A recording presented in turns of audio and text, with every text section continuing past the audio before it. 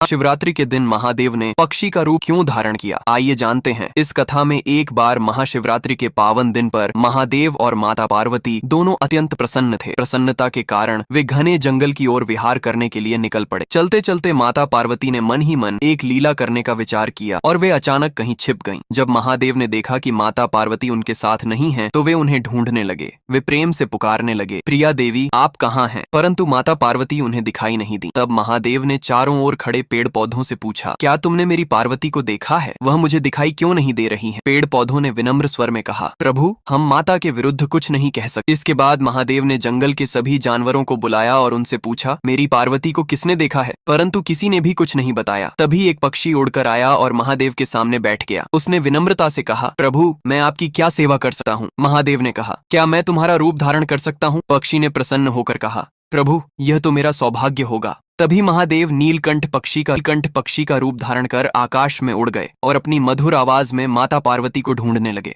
उसी समय माता पार्वती एक कमल के फूल के भीतर जाकर छिप गई। महादेव उस कमल के पास पहुंचे और बोले, देवी मैं इस फूल के भीतर नहीं आ सकता क्योंकि यह फूल आपको अत्यंत प्रिय है। यदि आप बाहर नहीं आएंगी तो मैं चला जाऊंगा। परंतु माता पार्वती ने कोई उत्तर नहीं दिया। महादेव उदास मन से जंगल की ओर लौटने लगे। जब माता पार्वती ने देखा कि महादेव सचमुच चले जा रहे हैं तो वे कमल से बाहर आईं और चुपचाप उनके पीछे चलने लगी। महादेव ने उनके कदमों की आहट सुनी और रुक गए। तभी माता पार्वती ने कहा, प्रिया स्वामी आप कहाँ जा रहे हैं? महादेव ने मुड़कर देखा तो पार्वती ने चिंतित होकर कहा, प्रिया स्वामी आपका पसीना इस भूमि पर गिर रहा है, इससे कोई अनर्थ न हो जाए। महादेव ने शांत स्वर में कहा, देवी चिंता मत करो। तभी पसीने की एक बूंद से एक और महादेव प्रकट हुए। उन्होंने आकर मूल महादेव के चरण स्पर्श की। फिर दूसरी बूंद गिरी और एक और महादेव प्रकट हुए। इस प्रकार लगातार पसीने की बूंदों से अनेक महादेव प्रकट होने लगे। यह देखकर माता पार्वती घबरा गईं। उन्होंने कहा, प्रिया स्वामी मुझे क्षमा करें, मैं आपसे हार गई हूँ। यह कहकर वे रोने लगी। महादेव हंसने लगे और बोले, देवी तुमने तो मुझे ढूंढ ही लिया। माता पार्वती ने कहा, मैं इतने सारे महादेवों को कहाँ रखूंगी? महादेव बोले, मैं स्वयं सबके लिए स्थान बना दूंगा। काशी विश्वनाथ, अमरनाथ और अन्य पवित्र स्थलों पर मैं अपने ही रूप में निवास करूंगा। वे स्थान सदा पवित्र रहेंगे क्योंकि वहां मेरे ही अंश प्रकट हुए हैं। यह कहकर माता पार्वती ने महादेव का हाथ थाम लिया। दोनों पुनः नीलकंठ पक्षी के ऊपर सवार होकर आकाश की ओर उड़ जाते हैं और माता पार्वती बोलती है, जो भी इस कथा को देख रहे हैं उसने मेरे महादेव के लिए लायक और सब।